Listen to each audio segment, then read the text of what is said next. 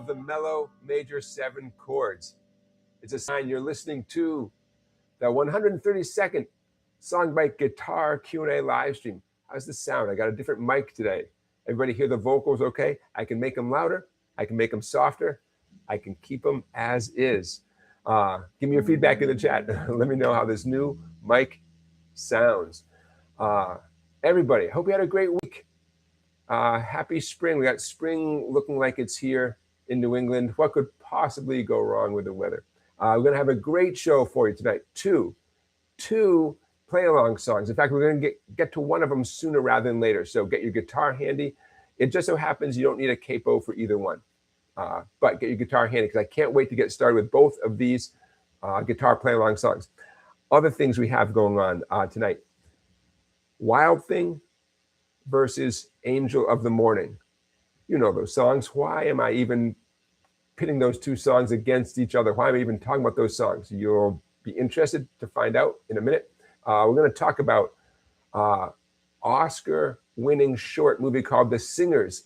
It's available on Netflix. Any of you guys seen The Singers? I want to talk about that a little bit. I want to talk about Eric Clapton and the upcoming Crossroads Festival. I want to talk about Nylon-String guitars. I want to talk about Sho-Bud instruments and Sho-Bud records. Quick little follow-up to last week's play-along song, which was Summer Breeze by Seals and Crofts. I want to talk about that a little bit. Got a student quote of the week. Got my own dumb question of the week. Got a segment I call Who's in Town? You want the vocal mic a little bit louder? I can make it louder. Dun, dun, dun, dun, dun. How's that? I can make it louder. I can keep going. How about the guitar mic? How's it sound? The question is there a nice balance between my voice and the guitar? Only you know if there's a good balance. Let me know in the comments. And we have multiple WTFs tonight. What's that mean? You guys know, a weekly teaching feature. In fact, I have a whole bunch of them. We're going to go through as many as we can. This program, this live stream, is a weapon of mass instruction. That's why we're here. Also, I'm here for your questions. If you have a question, put it in the chat with a bunch of question marks in advance. Those of you who are enjoying the program live right now are not seeing any commercials. Those of you who tune in later, I know you got to sit through a couple of commercials throughout the program. I know that's just how it is. We have a poll question up and running tonight. The poll question is, have you ever played a nylon string guitar? It's a very unique feel, very unique sound, unique neck experience. There's a reason why I have nylon string guitars on my mind tonight. It was prompted by a comment that one of you all left me in the comment section of the last live stream asking about nylon string instruments. So we're going to address it tonight. Nothing but Chaz. Chaz, it says the guitar is a bit loud. Chaz, you say that like it's a bad thing. No. I just toned down the guitar a little bit. Thank you, Chaz. That's the kind of feedback I need. Okay, so before we get started in the heart of tonight's program, let me say a few hellos to those of you who are in the chat. Chaz, Logan, hello. Charlie, Stephen, M. Fish, happy Easter to you. Happy Easter, happy Passover to you guys. Randy, hello. Scott, William checking in from the hill country of Texas. Hello, William. Barry, hello. Matt, where are you, Matt Delahunt? Matt, you know, I'm looking for your name. I'm used to seeing you in the chat first thing, Matt. I know you'll be here sooner or later. All right, let's get right into learning something. I'm going to throw something up on the screen that is easy. It's easy peasy, and I'll tell you though why it's on my mind. But let's start with something easy, and I'm calling this simply the scale page. So this is our first weekly teaching feature, our first WTF of the night. Here it comes, as usual. If it takes a moment to show up on your screen, let me know that, but do not panic. Do not panic if this takes a moment to show up on your screen. It'll be there. It'll be there. Okay, there we go. I have a young student, and he's got a big family, a bunch of siblings to keep track of, and he might have to take a break from lessons. And this kid is doing great.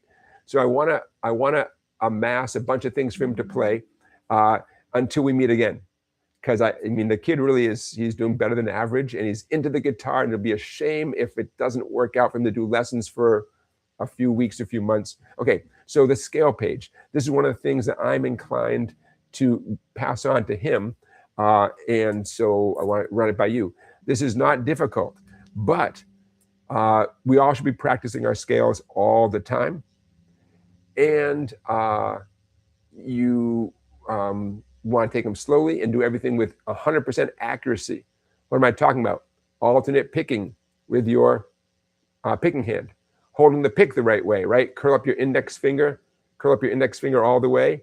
Your thumb holds the pick against your curl up index finger. By the way, I always want to remind you guys, don't let your thumb extend way past the pick. You see my thumb is going way past the end of the red pick right there? You want the smart part of your thumb. That's the tip of your thumb. You want the smart part of your thumb, the tip, to be touching the pick. And you're going to have to bend your thumb knuckle to achieve that if you're like me. Okay, so for the fretting hand for this scale page, all those little M's and P's, treat those as if they're life or death, all right? Do not do anything that's not written on the page.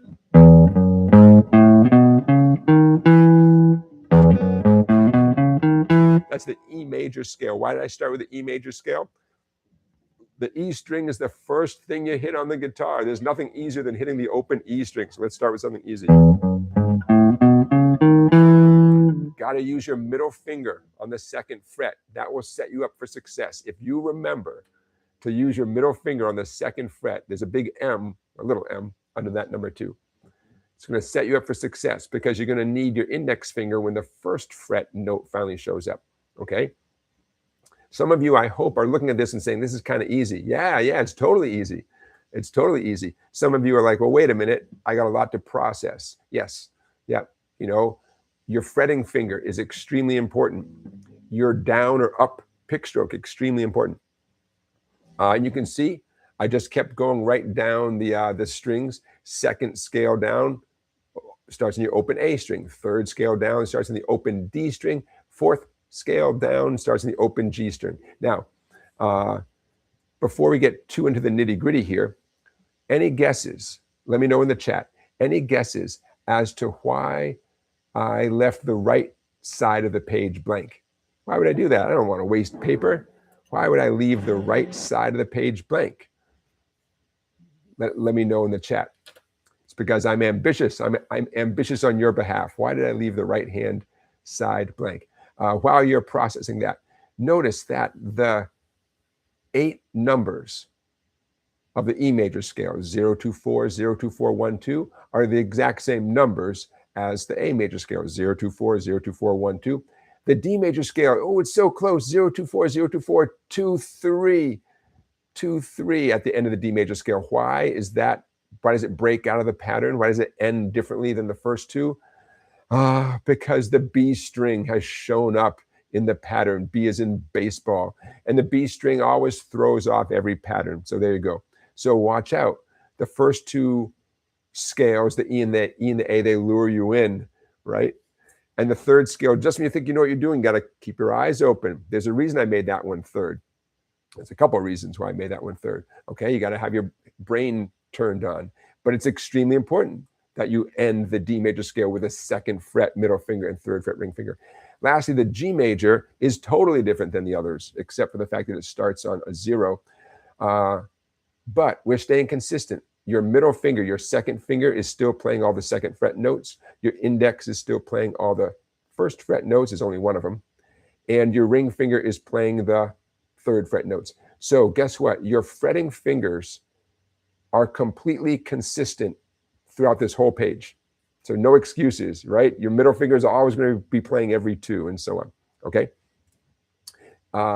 That gives you a little bit of brain space to focus on the downs and ups, right? Okay, so why did I leave the right hand, the right side of the page blank? Chaz, you're actually, that's as good a reason as what I was going to say. Chaz says you left it blank so the student can play it backwards. You can even write it backwards. I can even tell the student, your job is to write the scale going backwards. Is that a hard thing to do? No. Does it make you think? Yes. But that was not why, actually.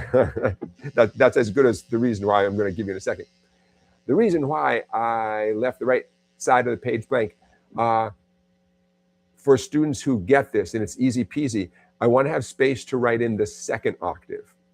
So in the case of the E major scale at the top of the page, the second octave of the scale. That's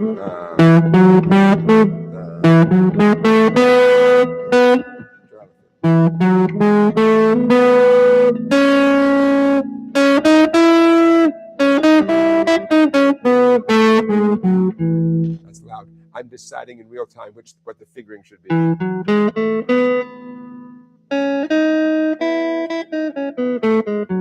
Yeah, still stick with the same fingering. So the next segment of the scale is what I'm talking about. The next 8 notes, because remember, scales go on to infinity. Infinity, as high as you can ever imagine and as low as you can ever imagine, right? What you see in front of you are 1 octave scales, oct, 8, right? 8 notes. Okay, but especially if someone finds this pretty easy, or maybe they worked at it, so it's now become easy, yeah, then we kick it up a notch, turn each one of these into a 2 octave scale.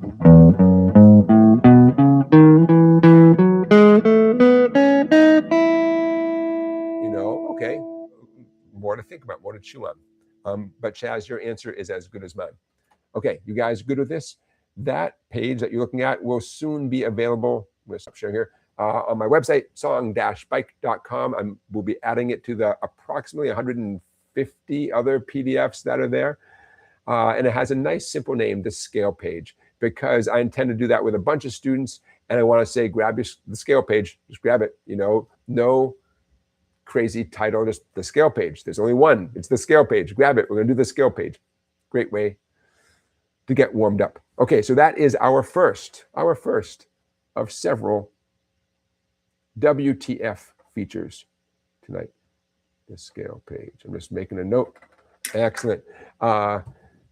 Let's take a second and do a quick follow-up on the Summer Breeze video from last time. I left out an enormous piece of information, and now I'm going to share that with you now.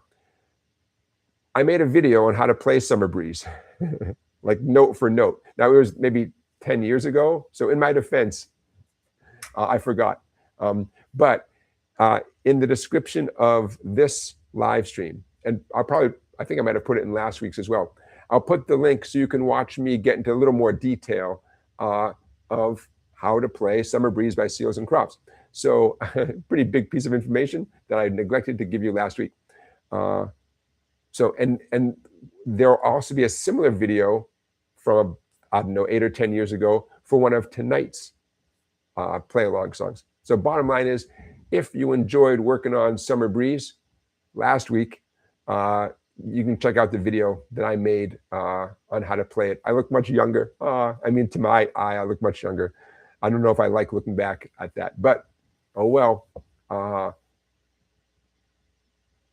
If you're ever curious, if I made a video on any song you're thinking about, go to YouTube. Type in my first initial, my last name, and the number 1, JKEHEW1. Leave a space, and then type in the name of the song, Born to Run. If I didn't make it, I didn't make it. But I did hundreds of songs. Like I say, I did all the good ones. So it's possible. Take a look. I might have done it. Okay. Like I said, one of tonight's play-along songs also fits that category. It's a song that I made a video, a how-to video, and it'll go into more detail than I'll go into tonight. Okay, I just want to let you know about Summer Breeze. Also, with Summer Breeze last week, there was some confusion on my part about what key is Summer Breeze in. And I literally lay awake at night thinking about this. And just when I decided that it's got to be the key of D, I found things that gave me pause, such as the A minor 7 chord. So for the record, I still have no idea what to tell you if you ask me what key is Summer Breeze in. I want it very badly to be in the key of D, but it's just one of those tunes that doesn't fit my conception of a song that stays in a key. So there you go, Summer Breeze. Judy, you're asking about that scale page. The scale page that I showed, I was just asking if you guys could guess why half of the page was blank, the right-hand side of the page was blank. And it's because for students, Sam, if I was working with, when I work with in-person students, if they were doing well with what's on the page, I would write a second octave, a follow-up series of notes on the right-hand side of the page. So therefore, their job would suddenly be twice as long. And for students who don't need that challenge, aren't ready for that challenge, no harm done, you know. But it felt good to leave that blank space there. Like I said, I'm ambitious on the behalf of my students. Hey, Barry is talking about nylon-string guitar. Barry says, Stephen J. Wilson does the best cover I've ever heard of Stand By Me. He plays a beat-up looking nylon-string guitar. Interesting. Yeah. Judy, I hope that answers your question. Remember, you guys, always feel free to ask me a question in the chat. That's why I'm here. Charlie says, have you ever been to the Atlantic Blues Festival in Rockland, Maine? I have not. You'd be surprised at the things I haven't done, the places I haven't been. One of my in-person students is about to go on a trip of a lifetime. Next week, he's heading down south on like a blues pilgrimage. And I can't wait to hear his report back. He's heading down south of Connecticut, Mississippi, and Tennessee. And he's got a whole route planned out with definite stops, potential stops, to just get as much blues history, as much old, early blues history as possible in one road trip. I'm very excited. I'm hoping that he'll have some things that he'll share with me that I can share with you. Anybody ever do that? Charlie, he is going to the Crossroads. He is. There is a location that I wish I knew more about it, but it's been guessed at that location is the famous Crossroads. Whether or not you believe in the superstition or not of going to the Crossroads and selling your soul to the devil to get your better guitar skills, apparently there is a Crossroads that is I don't know. That is a crossroads that all the blues players knew about in their travels. So yes, he is going to the Crossroads. Barry says, Jonathan, do you play a nylon-string guitar? I don't own one. I always like messing around with a nylon-string guitar when I have access to it. I don't own one. A million years ago, I saw a Martin nylon-string guitar. Martin is not known for making nylon-string guitars. I'm sure they haven't made very many. And that was one of the reasons I thought, wow, it'd be cool to have a Martin nylon-string guitar. And I didn't pull the trigger and buy it because it was a lot of money to buy something just as a novelty. Although part of me says, oh, I should have got it. I mean, number one, nylon-string guitar is just cool in general. And then number two, I still think it's cool to own a Martin nylon-string guitar. So, yeah, man. Okay, moving on. Student quote of the week. Let's bang this one out. 2 dots at the 12th fret. Many of us, a vast majority of us, have 2 dots at the 12th fret. And I brought that to a student's attention. And she said, oh, yeah, snake eyes. And that's the student quote of the week. In all my years of playing and teaching, I never thought and I never heard of those 2 dots referred to as snake eyes, and now I can't get out of my head. So that's the student quote of the week. Snake eyes, the double dots at the 12th fret. Now it's stuck in your head. Okay, excellent. Like I said, we're going to get to one of our play-along songs very quickly. So tune up your guitar. Although here's a little bit of trivia. The first song we're about to do as a play-along song in about 5 minutes or so, the recording is not up to pitch. I'm not saying the people who did the song were literally out of tune, but the recording doesn't match what we consider to be in tune. I forget if it's a little bit slowed down, a little bit sped up. I think it's a little bit slowed down. So if and when you go to play along with the actual original recording of this mysterious song that we'll do in 5 minutes, you're going to sound a tiny bit out of tune. and it can either make you crazy, or you can retune your guitar and you can decide what's going on. Okay, bear with me. I'm going to put something on the screen now. Before we get to that, Eric Clapton's famous Crossroads Guitar Festival is going to be this September in Austin, Texas.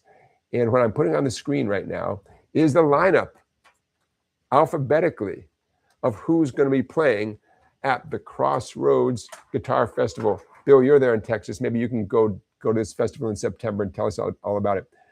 It would be easier for me to list who's not going to be at the festival. That is a who's who, man. That is a lot of famous people at this festival. I know my little thumbnail image at the bottom is covering up. That's Jimmy Vaughn who's getting covered up.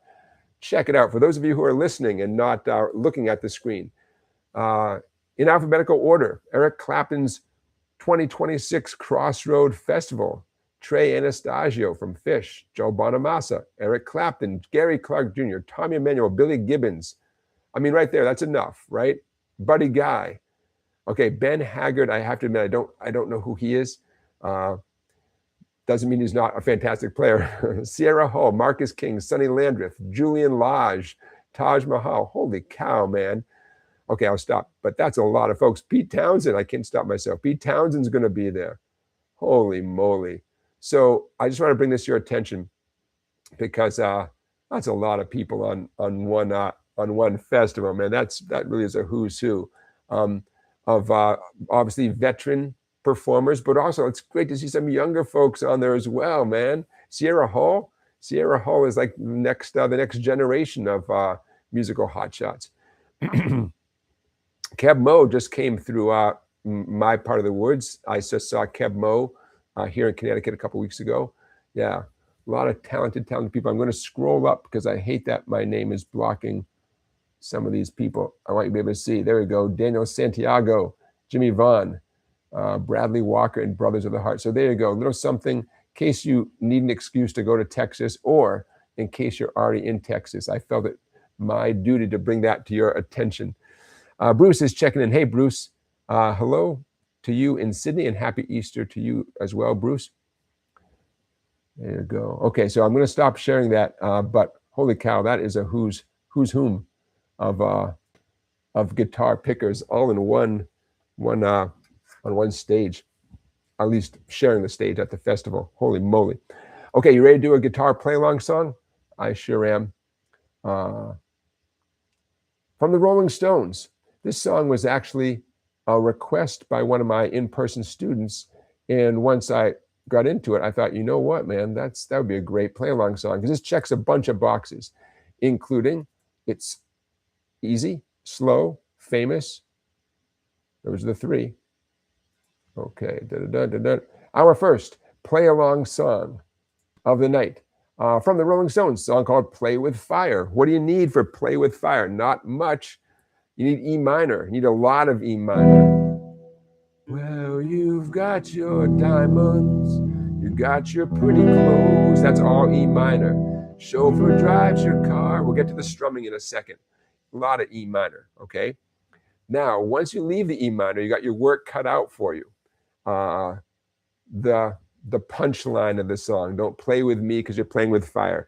Good luck, because you have to go about this speed.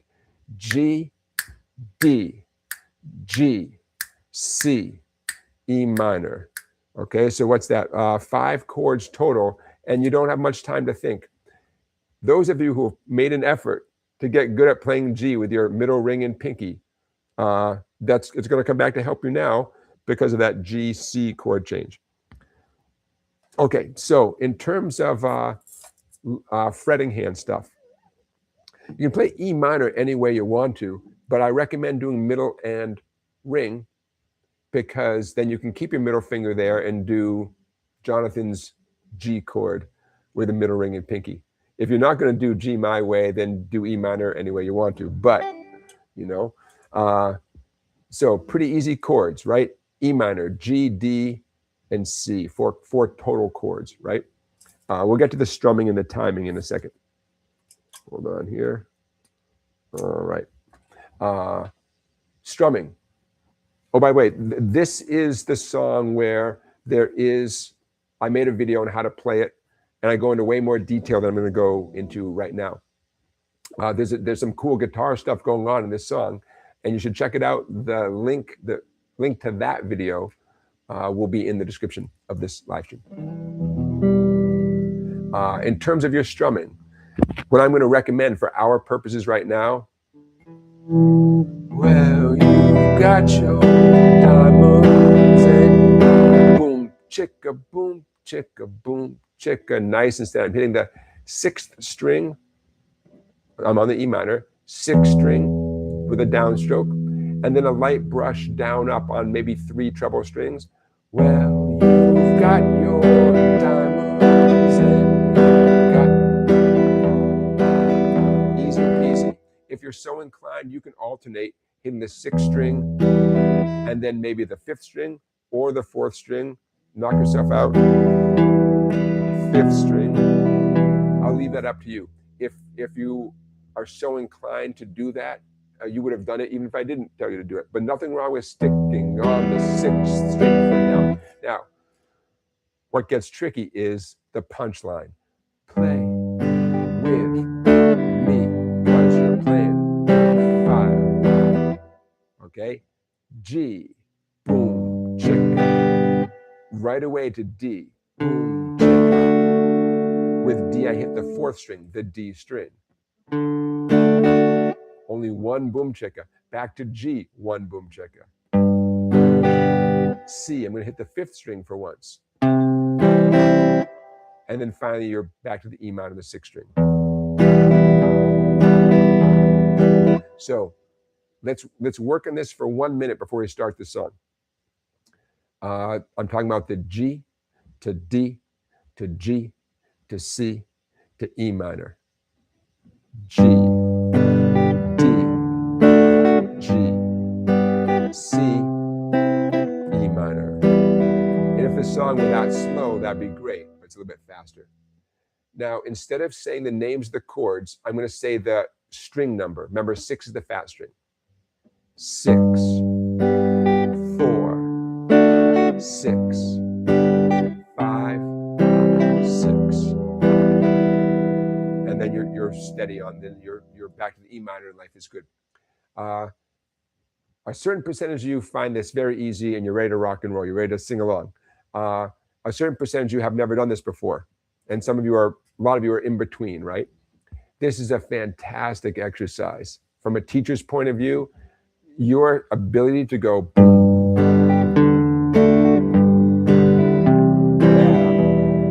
want to have that skill, not just for this song, for a million other songs. And if you're already good at that, then give yourself a little medal because you probably had to work to get there with your chord changes happening fast and your precision of your pick happening, precisely. If that's easy for you, you should, you remember all the work you put in to get there, right? It didn't just happen overnight. Okay, enough of me talking. Let's do this. I'll ask one more time. Is there a pretty good balance between my voice and my guitar? Because now is when I don't want to watch this, 2 hours from now and be like, God, I could have tweaked the volume. So let's do a quick sound check and you guys let me know. This is a sound check. Well, you've got your diamonds and you've got your pretty clothes. The reason I'm making a big deal about it is because this is my first time using this lapel mic. It's a good one. It came to me courtesy of Mrs. SongBike, and I wanted to use it tonight. But how is that balance? Somebody tell me. Speak now, man. If you ever dreamed of being a sound man. Thank you, Scott. The guitar is louder than the vocal. Thank you. That's what I need to know.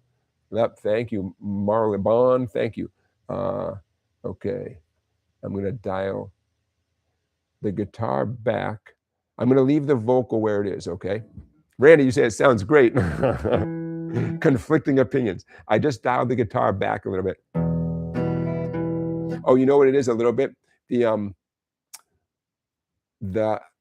realizing the lapel mic is picking up the live guitar sound a little bit. So I'm going to back the guitar down a lot. Okay, one more sound check. One more. Bear with me. One more sound check, and then we'll get to the actual song. Well, you've got your diamonds and you've got your pretty clothes. The chauffeur drives your car. How's that? Speak now, speak now. Forever hold your peace. I'm looking at the chat. Scott says it's okay. You guys, Scott, I'm going with you. Why not? Okay, let's do it. The guitar's a little bit too low, Marla Bond, a little bit. Okay, I'm gonna scooch up the guitar a little bit. All right, I'm as ready as I'm ever gonna be. Let's do it. I'll see you on the other side.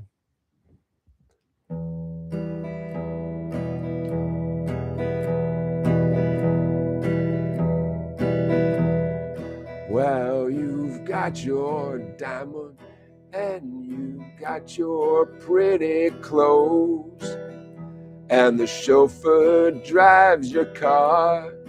You let everybody know, but don't play with me, 'cause you're playing with fire. Your mother, she's an heiress, owns a block in St. John's Wood, and your father'd be there with her if he only could. But don't play with me, 'cause you're playing with fire.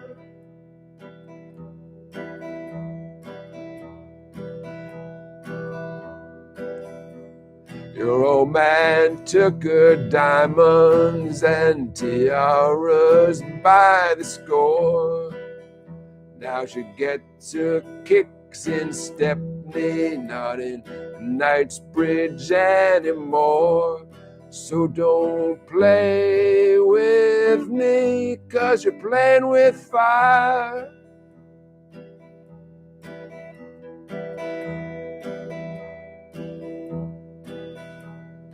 Now you got some diamonds, and you will have some others. You better watch your step, girl, or start living with your mother. So don't play with me, 'cause you're playing with fire.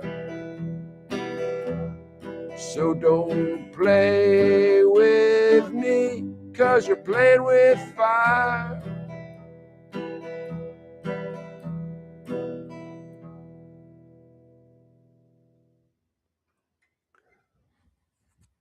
What do you think? Doable? You can do that. Some of you just did it. A lot of you just did it, right? You know me, a song like this checks all the boxes.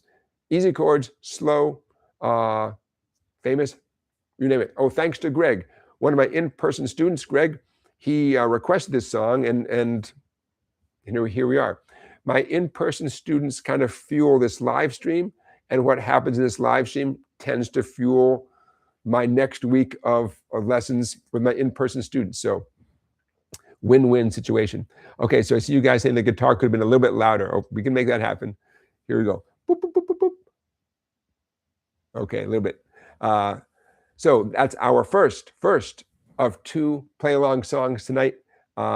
Remember, the original recording to my ear is a little bit out of tune, meaning the tape probably ran a little bit slow or a little bit fast, maybe intentionally, but don't be surprised if you sound like you're out of tune. If it's extremely important to you to play along with the Rolling Stones version, and it makes you crazy to know that your guitar sounds out of tune with them, you can retune your guitar. I mean, if you're patient enough, you can retune the guitar just a little bit.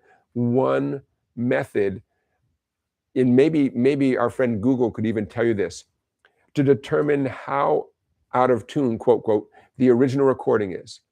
In a perfect world, someone has posted that instead of A440, which is the universal standard for what the note A is, 440 vibrations per second, the Rolling Stones version, you would need to calibrate your tuner to A435. If you don't know what I'm talking about, that is okay. But many of you accidentally have recalibrated your tuner. And I know I've done it. I've seen people do it. You keep hitting a button and you notice all of a sudden it says 440, 439, 438, 437. Like, and you just recalibrated your tuner to say, hey, A is not 440 anymore. A is different. That feature that some of you have on your little clip-on tuners, that feature is exactly what would help you play along with the Rolling Stones. You would just have to identify how out of tune they are, either by Googling it, because maybe someone's posted it, or just by using your ear.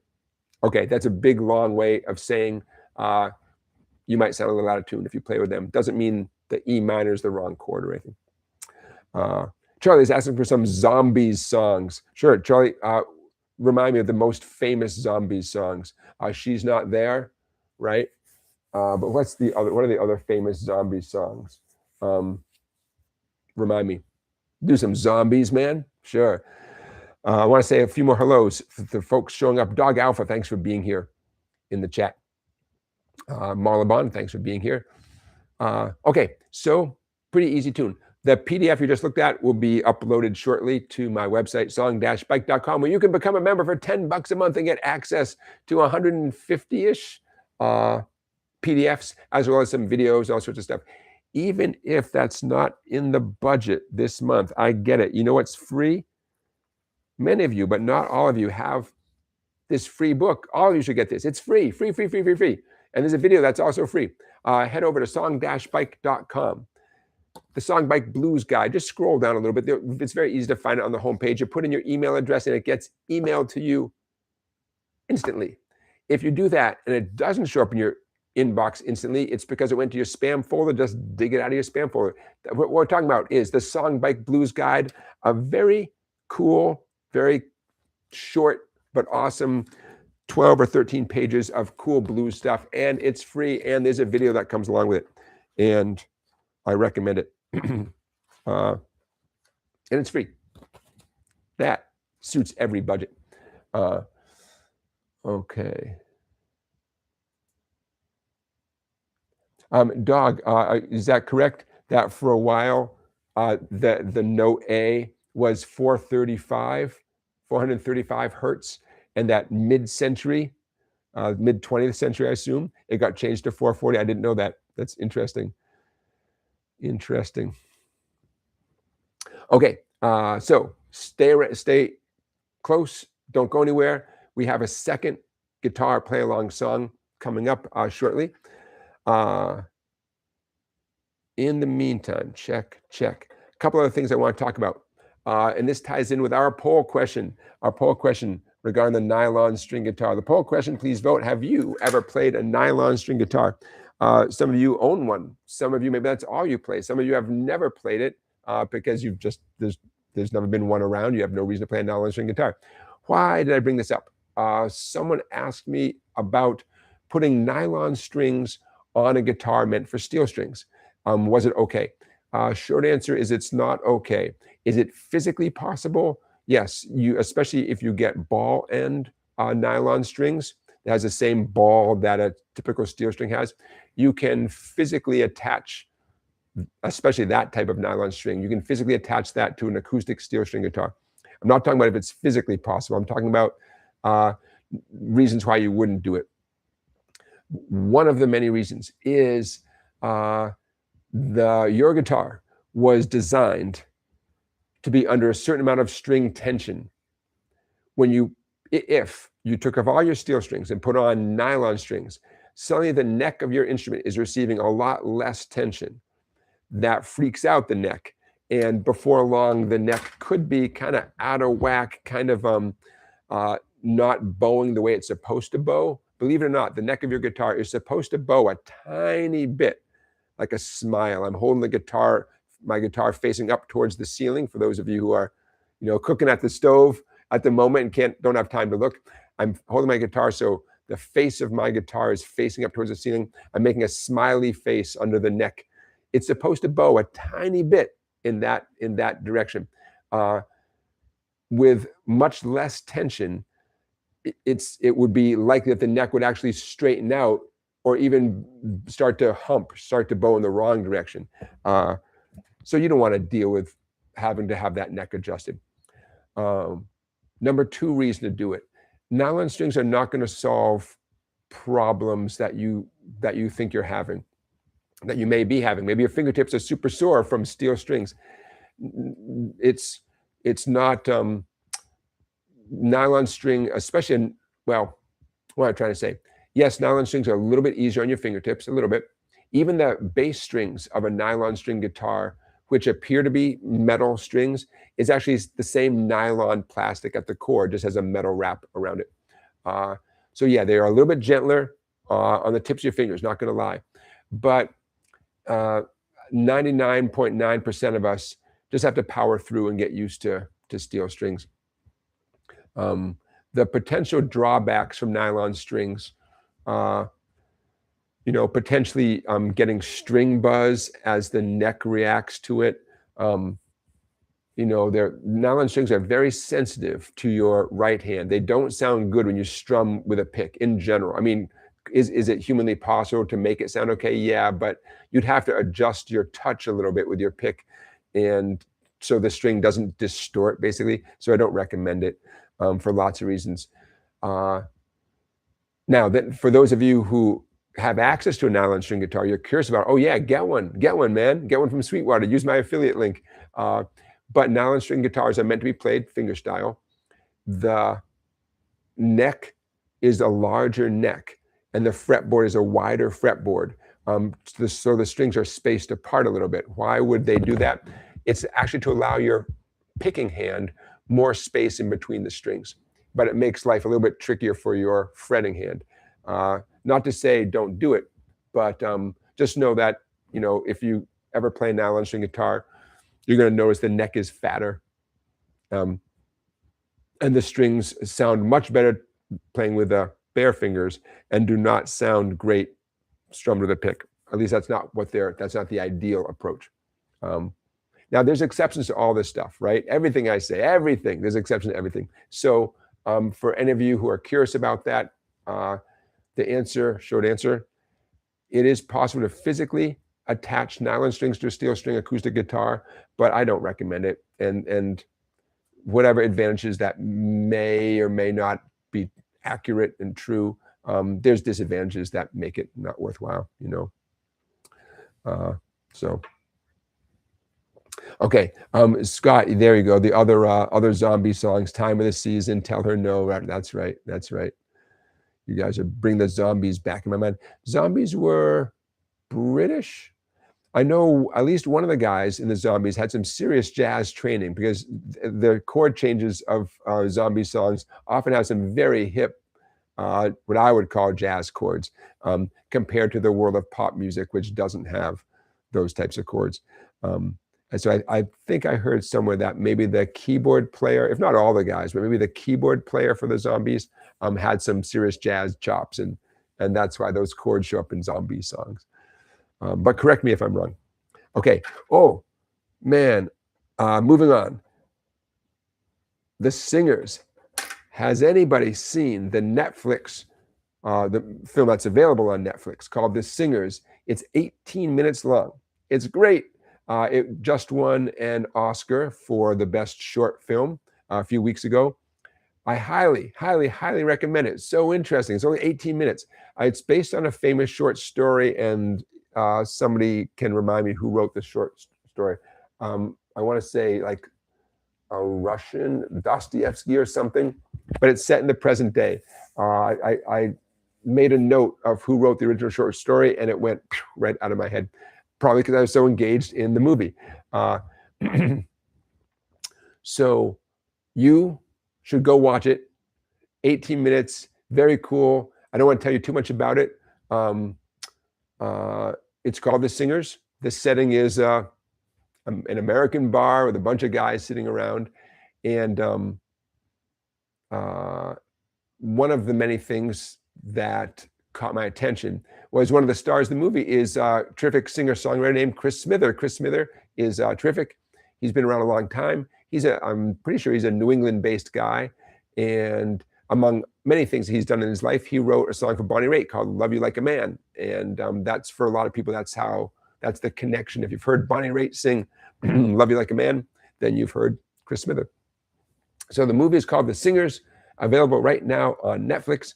Highly recommend it. And if you watch it during the week, then let's talk about it next Saturday. Yeah. Scott, thank you for reminding me. Rod Argent. There you go. Rod Argent is the name of the keyboard player for the Zombies. Yeah. Yep. Okay, who's in town? I'll tell you. These are 3 folks that are coming through town here where I live, and maybe they'll show up where you live.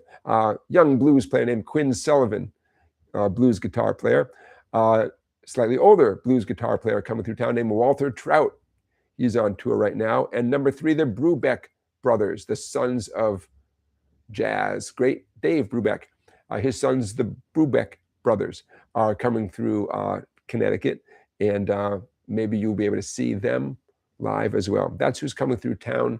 I'll put links to YouTube videos from each of those folks in the description of this live stream. Quinn Sullivan, Walter Trout, and the Brubeck brothers. Check, check, check. Okay. Don't forget, folks, I'm here for your questions. I'm just going to look in the chat. I like to see what you guys are talking about. I'm here for your questions. Oh, Chaz, thank you for your super chat donation.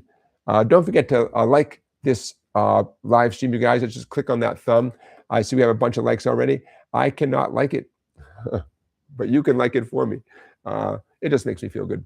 I always want to say thank you to our moderators. Mrs. Songbike, music fan 1004 is one of our moderators. She hasn't popped up in the chat. You know why? Because you guys moderate yourselves. You guys are so moderate.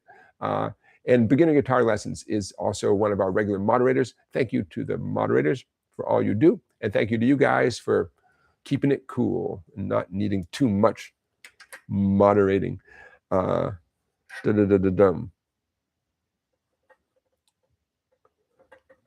own dumb question of the week ties in with this. Can you put any strings on any guitar? How about the reverse? Could you put steel strings on a nylon string guitar? And it's the same answer in reverse.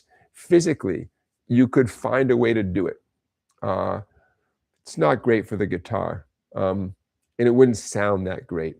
I guess those are 2 reasons, and maybe the second is actually more important than the first. If it doesn't sound good, then why would we do it anyways, right? But can you put any strings on any guitar? Can you put electric strings on an acoustic guitar? Can you put acoustic strings on an electric guitar? What can you do? It's a dumb question. Is it a dumb question? Kind of. Hey, Randy, thank you for your super chat donation. I appreciate that. Can you put, yeah, so the short answer is no. Don't do it. Don't do it. Has it been done? Yes. Does anybody know the famous guitar player who put at least 1 or 2 banjo strings on his electric guitar and turned a lot of heads by what he could then accomplish? This is inside baseball. This is pretty nitty-gritty stuff. If one of you knows the answer to this question, you get 20,000 points, 4 gold stars, and a hearty handshake. Because yeah, you physically can put a lot of different strings on a lot of different instruments, but in general, it don't sound good. For instance, on electric guitar, you need the chemistry that's involved with the nickel or the different metals that electric guitar strings are made from, so the pickups can react properly, you know. Phosphor bronze acoustic strings definitely don't sound good on electric guitar, and I'm not sure to what extent you'd even get a whole lot of sound coming out of it. And Barry is saying you can kill your classical guitar if you put steel strings on it. Randy, I appreciate your guess. I'm talking about someone the opposite, someone who put on banjo strings on it. I think maybe just 1 or 2, like the E and the B, the 2 skinny strings, replaced them with banjo strings because of their lightness. So it's the opposite of what you know, a guy like Stevie Ray Vaughan who used super heavy strings. I'll give you the answer in a minute. So my dumb question of the week, again, can you put any strings on anything? And even if physically it's possible, don't do it. Don't do it.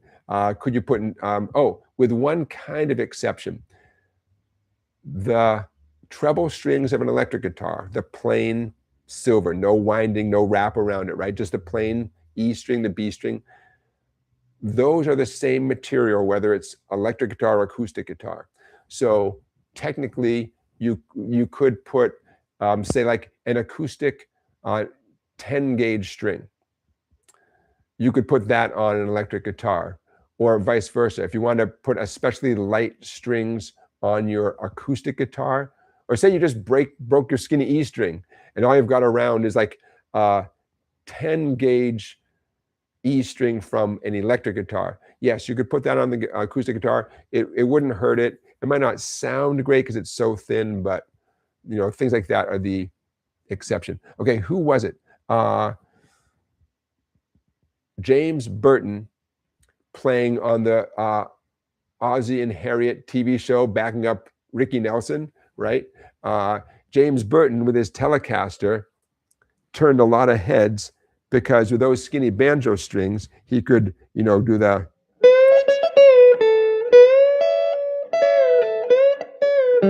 the get that kind of bending sound, which we do easily, not because our fingers are better than James Burton's. It's because in general, guitar strings weren't as light then as they are now. So James Burton put on banjo strings on at least one or two of his treble strings, and he could get those bends, which we kind of take for granted now. But people heard that sound, like, wait, how's that guy getting that sound? And that's how he did it with banjo strings. I wouldn't be surprised if he had to make some slight adjustments in the neck if he kept those strings on for a long time, because again, less pressure, less tension on the instrument. It's not a horrible thing necessarily, but you've got to make some adjustments. And those kind of adjustments are a little bit easier to do when you have a solid body Fender Telecaster guitar. Anyways, there's an exception. Okay, that's my dumb question of the week. Yeah. And Bear, you're bringing up a good point. Bear is reminding us that Willie Nelson is an example of a guy who plays a nylon string guitar with a pick. Anything, you guys, like I said, anything you hear me or anybody say, not only is there an exception, there's a famous person who does the exception. What are you going to do? What are you going to do? In case you're curious about a jazz player playing jazz on nylon string guitar, Charlie Byrd, Byrd spelled B-Y-R-D. Check out Charlie Byrd sometime. Music Fan is checking in the chat. She says, thanks to everyone for being easy to moderate. She is busy cooking for baby SongBike. Yes, we're going to go see baby SongBike. I never thought of him with that name before. We're going to go visit my son tomorrow for Easter. And Mrs. SongBike is cooking up some good homemade food to drop off with him. We're going to go out to eat at a restaurant, but he's going to be loaded up with homemade food and other stuff to get him through one more month of college. Then junior year is all done. I know many of you have watched your kids navigate through college, so we're getting towards the end. And yes, he's a little old to be baby SongBike, but we got SongBike, Mrs. SongBike. What are you going to call him? Son SongBike. He's son of SongBike. Baby SongBike. Why not? He's taller than my wife and I put together. He is not a baby anymore. All right, moving on. Yeah, man. Okay, did we talk about the singers? Hey, let's do our second play along song. I can't. Barry, well, I'm going to answer Barry's question, then we'll get to our second play along song. Barry's saying, what is your favorite song played on nylon strings? Well, I mean, anything I hear Willie Nelson do, anytime I hear Willie Nelson take a guitar solo on nylon strings, I like that. But in general, the people who play nylon string guitars are classical players. And classical players in general are so darn good, and they make those nylon strings sound so darn good. I'll listen to anybody playing anything on nylon strings. But Charlie Byrd, who I mentioned before, is someone who I I'm kind of turned on by what he does playing jazz on a nylon-string guitar. I believe what gave him that idea was getting very interested in Brazilian music, played on nylon-string guitar, and so he did a deep dive into that, and then brought those skills and sounds into his jazz playing. So Charlie Bird would be someone who I enjoy listening to on a nylon-string guitar. Okay, let's get into our second play-along song of the week. And I'm going to close this and close this and close this. Okay, from Eric Clapton, our second play-along song of the week. From his Unplugged album. He recorded it previously, but we're going to do the unplugged version. And here it comes. Dun, dun, dun, dun, song called Running on Faith. Eric Clapton did not write this song. If your screen does not have this song on it yet, don't worry. Give it a minute. Give it a minute. My source, by the way, for everything you're looking at, or you will be looking at on the screen, my source is this big old book from Hal Leonard Publications. It's the accompaniment book that accompanied the Eric Clapton Unplugged album. I paid about, well, the book goes for about $23. It's worth it, man. There's so much good stuff in here from Hal Leonard Publications. And the person who did all the work is a familiar name to many of us, Jesse Gress, Gress. And I feel like I have a lot of things that were transcribed by Jesse Gress. I feel like I've seen his stuff in guitar magazines and all sorts of stuff. You feel like you know these people. The song Running on Faith by Eric Clapton was not written by Eric Clapton. Jerry Lynn Williams wrote this tune.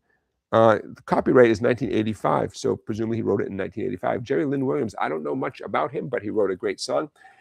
And like I said, Eric Clapton, there's another version of this, but we are doing the unplugged version. Okay, so no capo, no razzmatazz. This is going to be pretty straightforward. There we go. That's what I'm looking for right there. Checks a lot of boxes as usual. Easy chords, pretty straightforward strumming. You'll see that in a second. I want to go to the bottom of the page first and talk about the F6 and C add 9 chords. Okay, I'm scrolling up just a little bit. Okay, take a look at the bottom of the page. For those of you who are freaked out by even the name F6 and the name C add 9, don't freak out. What I want you to know is that for the moment, you could just play regular F and regular C. Some of you are thinking like, I was afraid you'd say play regular F. I don't want to play anything but regular F. But for the moment, you could play those chords and it's fine, fine, fine for the moment. But let me show you what you could do. Okay.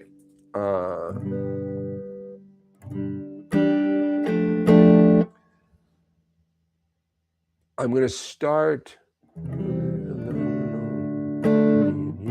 Okay, the first time the F6 shows up is the third line up from the bottom, where it says, world will be right, love comes over me and, okay, and there's the F6. You're coming from a D chord. Here's the significance. I'm going to encourage you to play F6 in the following way. Keep the ring finger down. Add the pinky right next to it. First string, third fret. So you now have your ring and pinky both behind the third fret on the second and first strings respectively. Okay. Index, third string, second fret.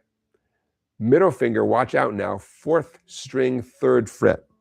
Avoid the 2 fat strings. This is a weird sounding chord. If it sounds wrong, you're doing it right. Coming from a D chord, you have a big advantage in the ring finger being in the correct place already. D, ring finger stays. Add the pinky on the first string, third fret. Your index finger is already in the right place. So keep your index and ring down for the D chord. Keep from the D chord, okay? All you're doing is adding the pinky on the first string, third fret, and this is a big deal, middle finger, 4th string, that's the D string, 3rd fret. That's the note F, that's the root note. So take 1 second and do that. D to F6, D to F6, and keep reminding yourself not to lift off your index finger. Don't do it. Not to lift off your ring finger. Don't do it. D, F6. Those of you who are in the chord police, I realize that this is not purely an F6 chord. I get it. Stand down. But it's going to serve our purposes very well for this song. You might say, well, what is Eric Clapton doing? The dude's playing the dobro in an open tuning for the whole tune. So he's definitely not playing, he's soloing and stuff. He's not playing any F6, not like we are. So we're off the hook. If he's not playing any specific F6, then we don't have to either. That's one way. Well, he kind of is, but he's in a different tuning. So we are less obligated to do what he does. Okay, you guys doing okay with this? D to F6. Now, C add 9. Oh, you're going to love this. Take your index and middle, move them each over 1 fatter string. My index is now on the 4th string, 2nd fret. My middle is now on the 5th string, 3rd fret. Now, I know I'm a little image in the bottom of your screen. I know you can't see my fingers too well. My index and middle hop over. My ring and pinky stay rooted on the 2 treble strings. F6 and C, or C add 9. F6, C add 9. Now, if this is stressing you out, just play regular F and regular C. It's okay. You know, you can work on this later. All right, now let's talk about the timing. For a lot of this, it's not clear how many times you strum each chord. I'll tell you right now, it's either 2 or 4. Those are your only options. You're on a chord for 2 counts or 4 counts. The lyrics will help you. The better you know the song, the easier it'll be. See in the middle of the page, guitar solo. The number next to the chord name tells you how many beats you're on each chord for. And I recommend doing those as just down strums. So you see what I'm seeing in the middle of the page where it says G2, guitar solo G2, 2 down strums on G, 2 down strums on D, 3 on E minor, 1 on C. Keep it simple, you know, and you will be playing rhythm guitar for Eric Clapton. Those of you who want to play a solo here, use the G major pentatonic scale, which for a lot of us is, I'm going to start on the fat 6th string, 0-3, next string 0-2, next string 0-2, next string 0-2, B string 0-3, E string 0-3. That is a G major pentatonic scale. Feel free to improvise with that scale when we get into the solo section. I'm not going to do that. I'm going to play the chords that it says right there. Okay.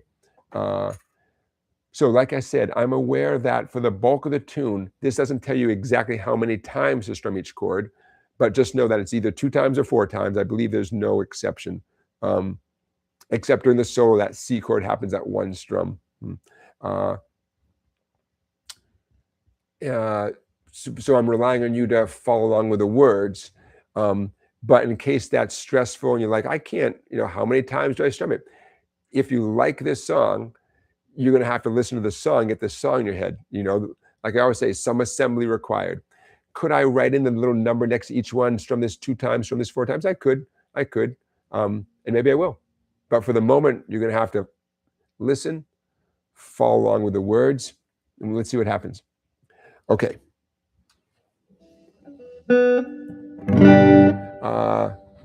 Now, to me, the guitar sounds a little bit hot. Let's do a quick sound check, one more sound check, and then we'll get into this. If this were the performance and this was the balance between the guitar and the vocal, tell me how this balance is. Lately, I've been running on faith. What else can a poor boy do? How's that balance? Well, the world will be right. love comes over you. It's very weird for me to not be leaning into a vocal mic. I don't know. How's that balance? I know I'm singing a little bit softly, right? I could push it and sing louder with my full voice. It's just not that kind of tune, man. It's a gentle kind of tune. So let me know in the chat if that balance is okay, because if you know, I can adjust it, but I want to start this song in 2 seconds. Randy says it sounds good to him, but he has a cold. Yep, I get it. I get it.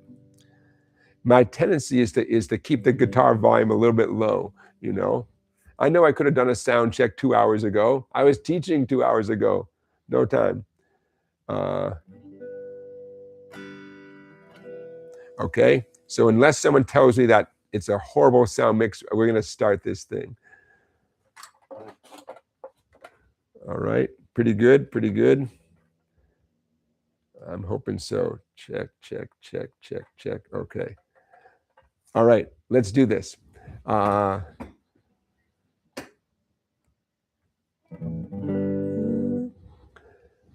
see you on the other side. 1, 2, 3, 4. Lately I've been running on faith. What else can a poor boy do? But my world will be right when love comes over you.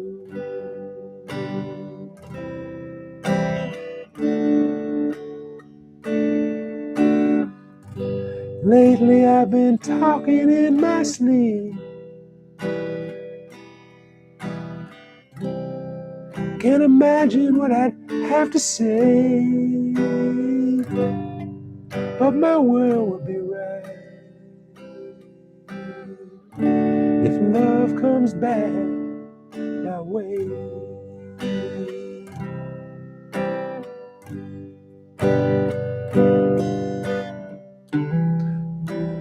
I've always been one to take each and every day. Seems like by now I'd find a love who'd care just for me. We go running our faith. All of our dreams will come true, and our world will be right. Love comes over me and you.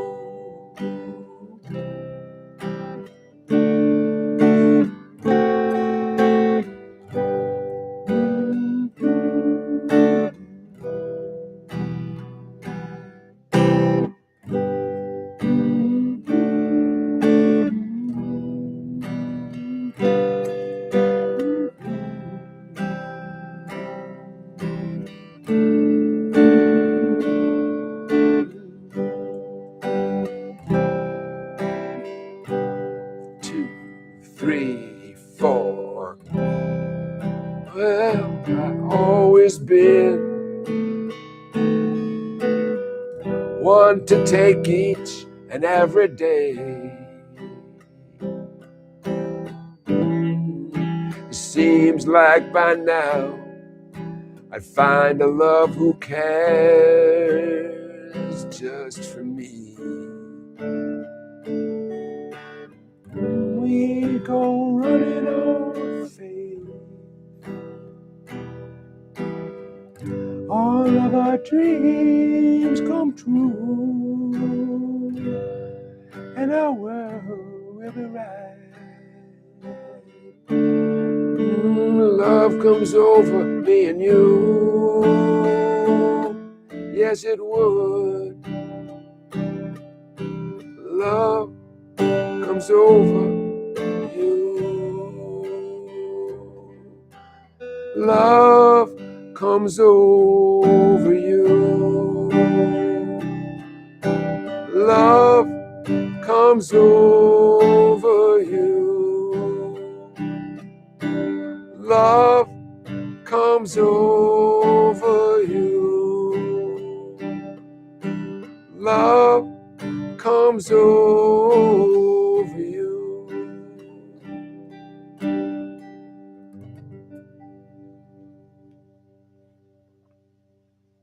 Now that outro goes on for quite a long time, and I neglected one piece of information that would have helped you, but it's going to help you right now. I switch over to the 4-finger G chord at that outro, because then guess what? My ring and pinky are just glued there, not only for the G, but for the F6 and the C add 9. See how my index finger and middle finger are just moving across? I know the screen is small. I'm gonna turn off the screen sharing so you can see my left-hand fingers more closely in a second. Okay, here we go. Now this would have been very full information. Okay, 4-finger G. When I say 4-finger G, you guys know what I'm talking about. Some people call it the Beatles G. Some people call it the bluegrass G. Some people, this is just how they always do G. That outro went from G, F6, C add 9. And all I'm moving is my index and ring finger, and then they're in the same relationship, right? I know I'm making a big deal about this. Some of you are like, we get it, we get it. It's a very hip chord progression, and you should write your own song going from G to F6 to C add 9. He sings, love comes over you. So just don't sing like that. Make up a different melody.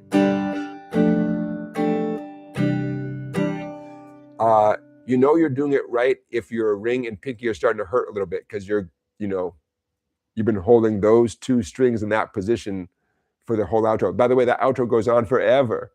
Forever. That's okay.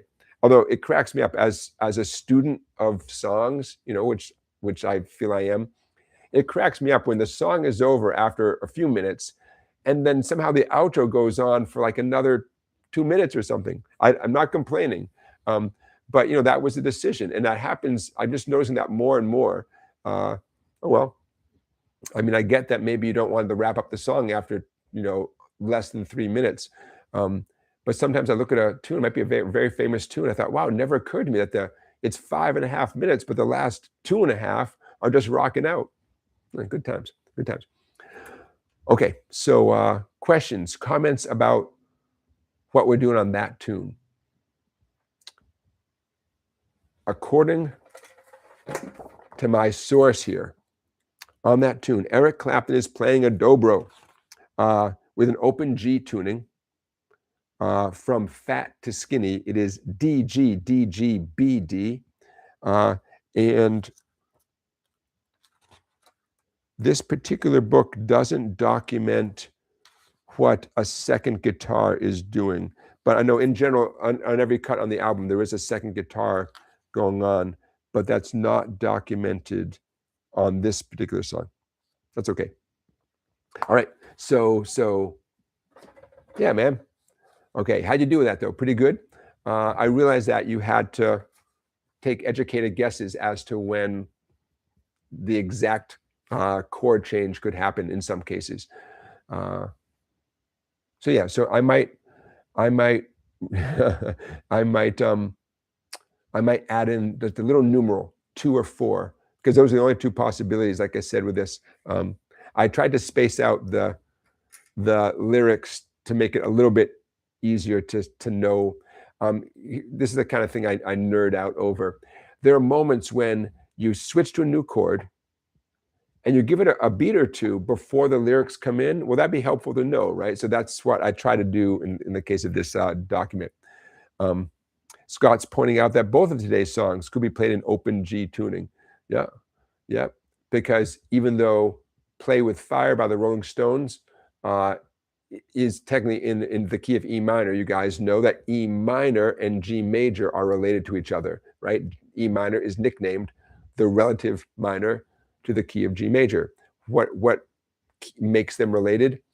The E minor scale And the G major scale is the same group of notes, G, A, B, C, D, E, F sharp, G, either scale of E minor, E natural minor, if that makes you feel better, and G major. They have one sharp note, F sharp, and every other note is just from the alphabet, you know, A, B, C, D, E, F, E, A, B, C, D, E, and G. Yeah. So, okay. Thank you, guys. I hope you have fun with that tune. We're going to add it to our list. Well over 100 tunes that we've done as play-along tunes. Excellent. Hey, I saw a question. I thought I saw a question. So I'm just looking at what you guys are talking about in the chat there. Hey, Dusty Dave, that's what I'm looking for. Dusty Dave was talking about an E, asking about an E harmonic minor scale. I sure will. Saying, how do you play an E harmonic minor scale? Oh, in fact, it connects with what we just did, although because it's an E harmonic minor is so darn close to an E natural minor. And give me a second, because I want to give you good information. Ooh,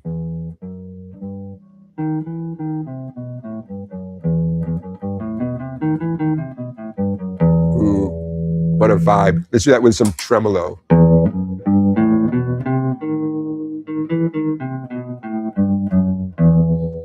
Whoa, whoa, whoa.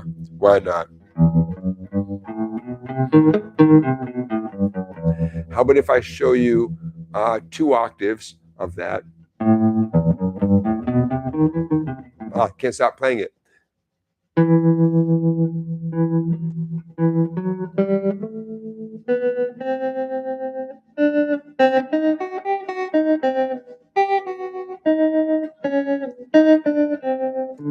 Okay, so I'm going to tell you, let me grab a piece of paper. I'm going to tell you the notes of the scale verbally while I write this down, because some of you can be one step ahead, you know? Okay, the notes I'm about to write down. Ready? E, F sharp, G, A, B, C, D sharp. That's the determining factor. D sharp, D is in delta, and then E again. So one more time. E, F sharp, G, A, B, C, D sharp, E. And it's that D sharp that gives it a whole lot of flavor, and that gives it the label E harmonic minor rather than E natural minor, which would have a D. I'm going to write this. You guys do not have to panic. I'm writing it down right now. Why would someone want to use an E harmonic minor scale? If you're playing a song in the key of E minor and a B7 chord shows up, which is extremely likely, a B7 chord has the note D sharp in it, and that immediately gives you permission to play the note D sharp as you're soloing throughout the whole tune. In fact, it'd be a shame if you didn't play a D sharp note, because that flavor, that ingredient is there. E harmonic minor. The more scales you know, the more fun you can have. E harmonic minor scale. And let's do 2 octaves. So Dusty Dave, let us know what your motivation is for wanting to get good at the E harmonic minor scale. I'm curious. No matter what, it just, you know, harmonic minor scale just sounds so good. They sound so cool. But let us know in the chat. I'm always curious, especially when someone is interested in something that's a little quirky. Okay. So we got E, F sharp, G, A, B, C, D sharp, E.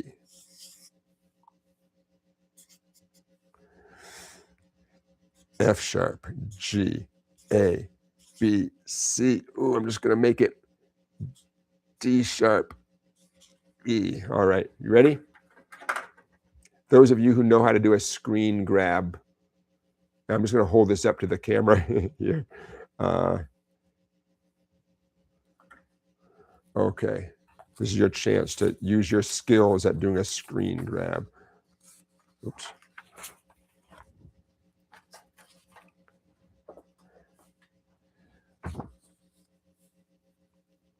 Oh yeah. Dusty Dave says he's going to darken some spooky old folk ballads. Love it.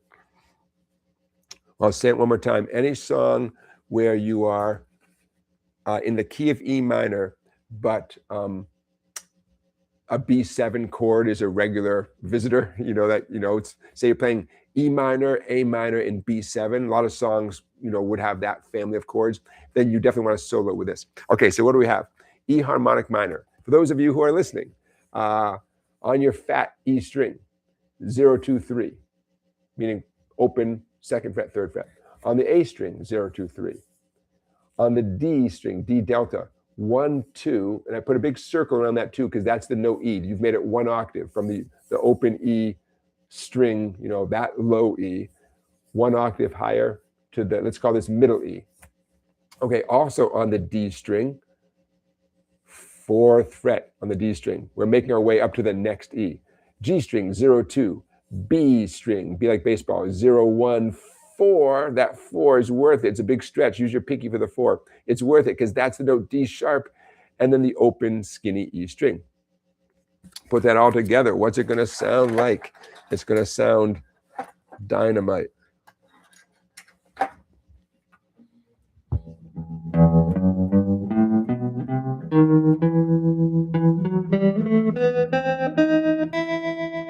Creepy. How about backwards?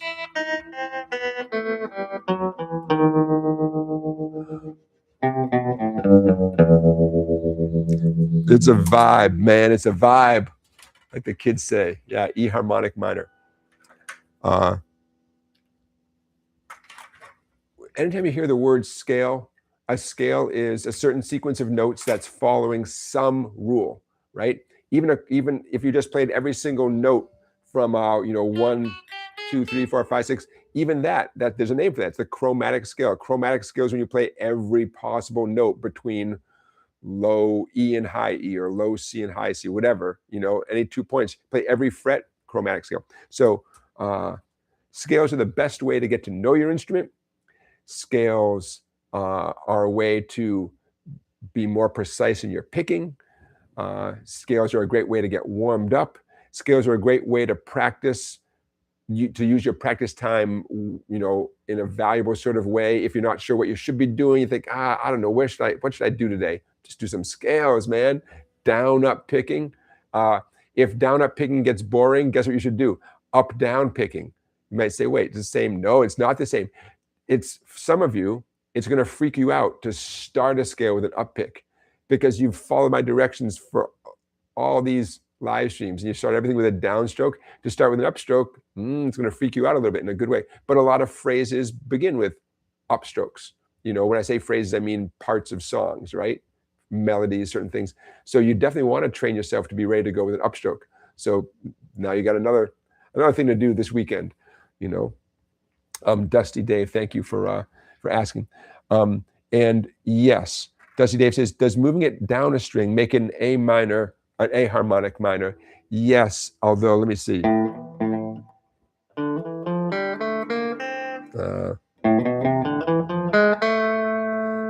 But when you get to the B string, it throws off. But bear with me. Yeah, I'll just write it down for you in A minor because it starts off the exact same way. Like I said, you guys know this very well. Anytime you're doing a pattern and life is good, and then you get to the B string and just when you thought you're doing okay. Okay, A harmonic minor. This would be fast. Don't go anywhere. When would you use an A harmonic minor scale to solo or improvise? Or to make up a melody? You say you're writing a tune and you want to write a nice spooky Halloween kind of song. Write a song with an A minor chord, a D minor chord, and an E7 chord. Okay, A minor, D minor, E7. And then make up a melody using this scale I'm going to show you. It'll be a nice spooky song, man. Halloween's a long time from now. You'll have something great written by then for sure. Secondarily, if you are playing a song that has A minor, D minor, and E7 as sort of the main chords or among the main chords, yeah.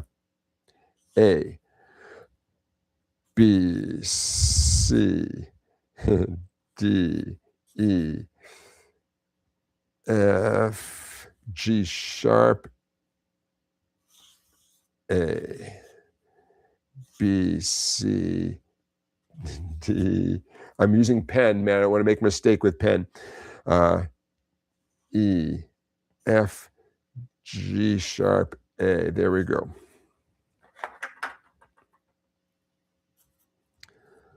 Okay. And again, I circled the A in the middle, which I'm going to call middle A. The A harmonic. Yeah, I forgot to mention the value of scales in terms of writing a song. Minor scale. Okay, you ready? A harmonic minor. Start in the A string. 0, 2, 3 on the A string. 0, 2, 3 on the D string. 1, 2 on the G string. 0, 1, 3 on the B string. And on the skinny E treble string, 0, 1, 4, 5. And that 4 is worth the effort. That 4 is where all the excitement comes from. That 4, by the way, is 1 octave higher than the first fret on the G string, which also is not all notes are created equal. Depending on the context, certain notes just have a certain power. And in this case, it's the note G sharp, whether you play it as the first fret on the G string or the 4th fret on the E string, either way. Speaking of the E string, for extra credit, you could certainly play notes on the fat E string. Surprise, surprise, it'd be the same notes that you played on the skinny E string, 0, 1, 4, 5. So for the record, I'm just adding them to the mix. You see that okay? Why is this significant? If you're soloing and having a great time, you don't want to not play on the open fat, on the fat E string, right? Those notes are right there. Those notes are available to you as notes from the A harmonic minor scale. Lots of scales in the world. The more you learn, the more fun you can have.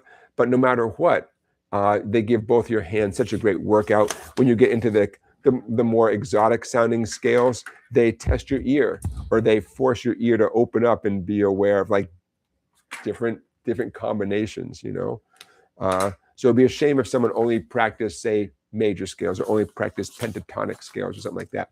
I'm a big fan of that big fat Mel Bay book called Mel Bay's Book of Chord Scales and Arpeggios, Scales and Chords. You get a big, any scale book, get a big old scale book, and 5 minutes a day. If I could go back in time, if I knew I'd be doing this for a living when I got a guitar at 16, I would have been practicing my scales since day one, man. Some of you might say, well, then, what were you thinking? Oh, I learned a bunch of chords and just started making up songs right away. That was my thing. But if I go back in time, even just a few minutes a day, but especially if you get a good scale book and spend maybe 15, 20 minutes, say, okay, today is going to be, A harmonic minor scales all over the neck for 20 minutes. I'd be a better guitar player. And it wasn't like I was against scales. I just didn't, it wasn't on my radar or something I wanted to do. I want to write songs, man. I want to play D to E to whatever, and that was fun. It was fun, but if I could go back, yeah, scales all the time. Scales help you write songs.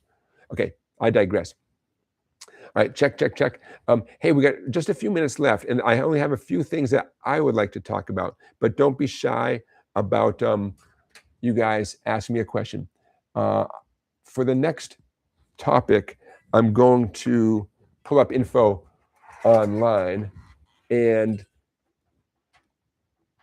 what just happened that caught my attention was the passing of a veteran musician and songwriter.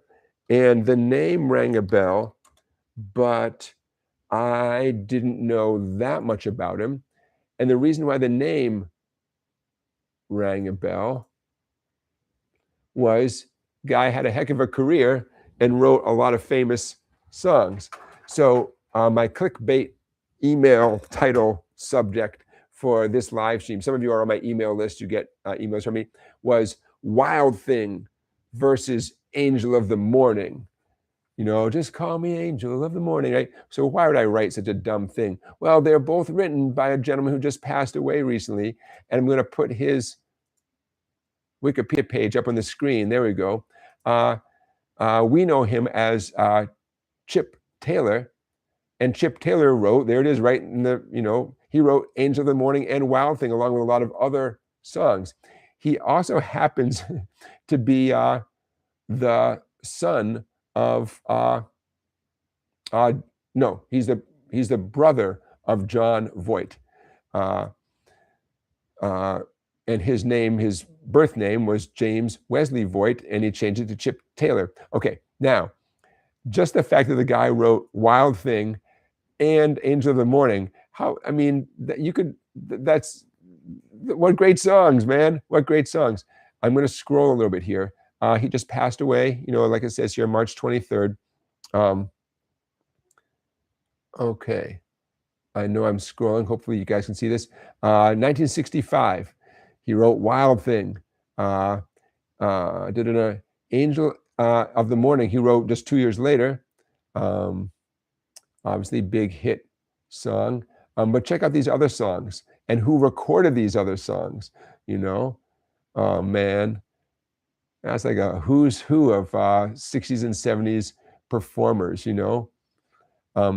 Now, my understanding, which is still in process, is that he had a very colorful life. So beyond just writing certain songs, it sounds like he, you know, he had a lot of stories to tell. Chip Taylor's who we're talking about. I realize I'm just scrolling through here.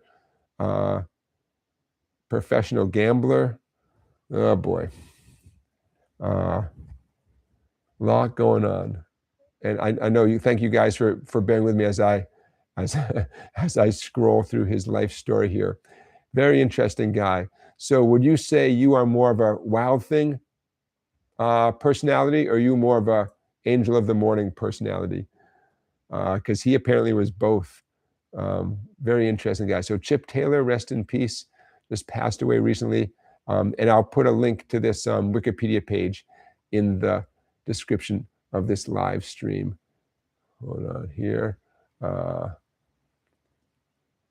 But Chip Taylor in the news recently, and I began to educate myself as to his life there. Okay, sharing. Barry, I'm looking at the question that you put in the chat. Barry put a question in the chat.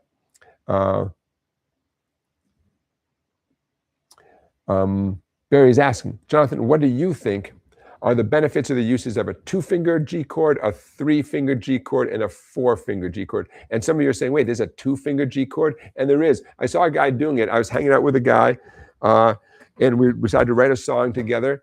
And he was doing this weird thing with his fretting hand. I had to stop and say, dude, what is that? And he was playing a 2-finger G chord. I believe in his case, I think it was his ring finger, 1st string, 3rd fret, middle finger, fat, 6th string, 3rd fret. And he would just lean his middle finger over to dampen out the 5th string, the A string. Which, I mean, you can do it. It's still a G chord. The note that you no longer are hearing on the A string, 2nd fret right there, is the note B, but you got the open B string anyways, so it's still it's still a G chord, doesn't have a different name. So yeah, 2-finger. So he said he said that he never learned any other way of doing G's. That's how he always did G. I mean, that's a real rock and roll kind of move right there. So I don't particularly use that G myself, but I see how I see how it could work, you know. The four-finger G, the reasons to do a four-finger G, the benefits, if the original guitar player used it. The Beatles used the four-finger G on some songs. I think Paul McCartney uses it on Yesterday, Hard Day's Night, I believe. Once that famous opening chord is over and the singing starts, it's been a hard day's night. It's the four-finger G. Ooh, we should do Hard Day's Night as a play-along song. So the number one reason to play a four-finger G, that's how the songwriter did it. That's how the band did it. Number two reason to use a four-finger G, it opens up that Hard Day's Night sound, which is, I'm not talking about the opening chord. Let go of the opening chord and all the hype around that opening chord. I'm talking about, it's been a hard day's night. Four-finger G to that C add 9, coincidentally, back to the four-finger G. Hard. And on the word days is the index and middle dropping down a string. My middle finger is now on the A string, 3rd fret. My index finger is on the D string, 2nd fret. Days. Back to the four-finger G for night. It's been a hard day's night. It's been a hard day's night. Some of you are saying, oh, they sound the same. Well, if you don't listen carefully, they can sound the same. If the bass player is playing a G, then a C, then back to a G, the bass player is helping the audience hear two different chords, But yes, if you only focus your ear on the treble strings, yeah, they're going to sound the same because those notes are the same. Okay, that's just another reason to do a four-finger G chord. Writing your own songs, and you can go from the four-finger G to that C add 9 to that F6, which technically is called an F6/9. We're not going to get into that. But I mean, why not, the D-C-G trick. D, regular D to that C add 9 to the four-finger G. D to C add 9 to the 4. Write a song, man. Write a song doing that. So it's another reason to do the four-finger G, because it sounds so good coming, right after or before that C add 9. And don't take my word for it. There's dozens and dozens of famous songs that use the D-C-G trick. Someone even made a viral video called the D-C-G trick. What famous bands did with easy chords. He did. And then he, wait for it. He then wrote a book. And the book is called The D-C-G Trick. And there it is, right there. That's me. I did that. Mrs. SongBike did the logo. Anyways, so other reasons to use a four-finger G, just because you like the sound. The three-finger G is by far the most common. Regardless of which finger you use, the three-finger G is the most common, because why use four fingers when you can only use three, when you only need three fingers? Yeah. To the casual listener, they all sound the same. But listen a little more closely, and the four-finger G really does have that nice chiming kind of sound that you just can't get from the three-finger. Hear that difference? 3 fingers, 4 fingers. 3 fingers, 4 fingers. Now, I'm only strumming the skinny strings to emphasize it. Hey, Barry, thank you for your donation as well. You guys are being very generous tonight. I appreciate that. The Sharpie Fund. Remember we used to call it the Sharpie Fund? And there you go. And tonight I was actually using it. Although I was not using the Sharpie brand. Why? Because I got it from the dollar store. And this is what they have at the dollar store. That's okay. The Jot brand. J-O-T. We'll see how long it lasts. Excellent question, Barry. And what do? I do the 3-finger G all the time. Unless there's some really specific reason to do the 4-finger G. So yeah, man. Hey, don't forget, I'm on Instagram. I'm on Facebook. Just head over to either of those platforms and type in the phrase SongBike, all one word, S-O-N-G-B-I-K-E. You can follow me. In the description of tonight's live stream, there'll be a little if you want to search more carefully and find me quicker, on Instagram, it's songbike.guitarlessons, all one long thing. Songbike.guitarlessons, all one word. And on Facebook, I think it's 3 separate words. SongBike, that's one word, space, guitar, space, lessons. And that's where you can find me on social media. I'm out there. Hey, you guys check out the gig from a couple weeks ago. Is that 2 weeks ago now? Please do. In the description, I'll probably put it in the description. Well, here on my YouTube channel, just go back to a couple weeks ago. My band, thank you for you guys. It was fun. We had fun. We learned a lot. It went well. I can't wait to do it a second time because there's all these little things now that we know how to do that are, but it was, in case you guys missed it, it was me and my friends doing a bunch of original tunes. It's quick, 33 minutes, give or take. But go ahead and give it a view and see what you think. And you can let me know in the comments of that video which songs stood out to you, because we're bound and determined to do a recording, and it would help us choose the songs if you give us feedback on those songs. So like I said, it's here on my YouTube channel from a couple weeks ago, and it says Jonathan and Clay. The band is called Atlantic Years, and you can watch it and let us know what you think. Okay, you guys, we're getting close to the end here. I'm going to wish you guys happy Easter, happy Passover. I hope you have a great weekend. Some of you might not have work on Monday, maybe because of Good Monday. I have one more topic to throw your way. Don't forget to vote in the poll. The question is, have you ever played a nylon-string guitar? And it looks like it's about 50-50 at the moment. About half of you have played nylon-string guitars, about half of you have not played nylon-string guitars.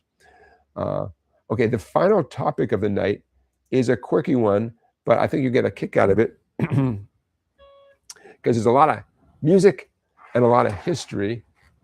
And what I'm going to do, I might already have the link saved. Stand by. Oh, I do. Of course I do. So I don't know why I doubted it even for a minute. Let me see here. That's what I'm looking for. Bada boom, bada bing. We're going to go to it. Nice. Okay. What we're talking about is sort of the new incarnation of the Sho-Bud steel guitar company. And as you guys know, any stringed instrument is really a cousin to the guitar. At least that's how I look at it. And the Sho-Bud guitar company has been around for a long time with different owners. And it came to my attention because of a record label that they started, Sho-Bud Records. And I really enjoyed their first album that they put out on the Sho-Bud record label. So just to get you up to speed, Sho-Bud, S-H-O-B-U-D, Shot Jackson and Buddy Emmons. They took the first 3 letters of Shot and the first 3 letters of Buddy and started a company called Sho-Bud Guitars a long time ago. And who's that playing that pedal steel guitar right there? Slash. You know, when Slash plays one of your instruments, you put his image on the front page, the home page of your website. So Sho-Bud steel guitars, I believe at a certain point they were not owned by the original families, and now they're back being owned and by the family. I believe it's Shot Jackson's daughter who is running it now. So what you look at on the screen right now, though, is what I thought was really cool, which is their new recording by Rocco DeLuca. And I don't know, in case you're looking for something new to listen to, I recommend it with some cool steel guitar and other instruments. So the new album from the new label called Sho-Bud Records, and there it is, Rocco DeLuca and his brothers. So now you know what I know, but I listened to it, I dug it, and of course, it's fun hearing about these companies that have been around for a while and are still with us. So check this out. Pedal steel. You guys know the difference between pedal steel and lap steel? Lap steel is a little bit easier because lap steel, you put it in your lap and you slide up and down and life is good. Pedal steel has all these pedals that you got to learn how to use, pedals and knee levers and stuff. Aren't those gorgeous? Look at that purple one. Oh, Santa. If Santa brought me a purple pedal steel, I'd make some practice time. Merch, you got to have merch. Okay, some videos, different people playing them. Pretty fun. Okay, so we're looking at the website from Sho-Bud Guitars. And in case you're looking for some new music to listen to, there you go. Rocco DeLuca, ROCCODELUCA. There you go. Okay, I'm going to close out of that. All right, you guys, on that note, Stephen, you're saying, what song did I like the most? What song of which group of songs are you asking about, Stephen? I'm sure I have an opinion. Let me know, Stephen, in the chat, which group of songs are you talking about? Holly's songs? Zombie songs? Let me know in the chat. Okay, while I'm waiting for that, you guys, I think, oh, you asked about my music. How ignorant of me. Of the songs that we did, oh man, I like them all. The second to last song, Trucker, it's called Trucker. I dig that song so much. I look forward to doing it louder and prouder in the future, just rocking out. So I like all the songs, but the second to last song, the fifth song called Trucker, that song has so much potential. The very last song I like because I really like the way we wrote the harmony part on the chorus. The last song was called Way On Down the Road. And one reason I like it is the harmonies. Okay, between you and me, since you guys have stuck around to the end, little inside information about me.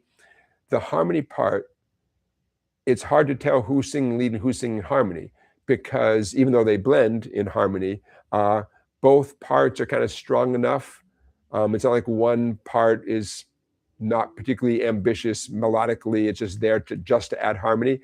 So we came up with a nice harmony part, in my opinion, where it's not clear, who's taking the lead at that moment. And I think that's just the coolest thing. So that's the last song called Way On Down the Road. But I don't want to slight any of the other songs. I think the third song called City of Second Chances, I think that's just the best title. I love that title, man. City of Second Chances. I love the whole song, but the title alone, man. If there's a book called City of Second Chances, I'd read the book just based on the title. The first song called, it's called Greatest Hits. That's the name of the first song. That was super fun to write.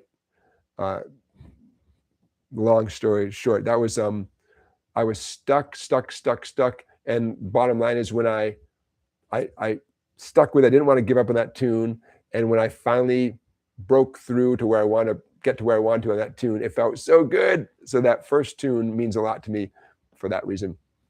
Clay did a great job. The fourth tune, called Sooner or Later, is a song that Clay wrote a while ago, and we've been playing that song for years. And so I love that tune because it's a great tune, but also it's my buddy's song, man. And I'm glad we got a nice recording of it that night. And the second song has a great groove. All right, thanks for letting me go on and on and on about it. All right, you guys. So have a great weekend. Have a great week. Look forward to seeing you next Saturday for the 133rd SongBike Guitar Q&A live stream. Don't forget to head over to song-bike.com. Get yourself a free book. Why not? If you don't have this book already, get it, man. It's free. The SongBike Blues Guide. Thanks, everybody. Thanks for being here. And I will see you guys next Saturday. I'm going to start time-stamping this live stream right now and also loading up my website with the PDFs that we talked about tonight. So I got my work cut out for me. All right, you guys, take care. I'll see you in a week.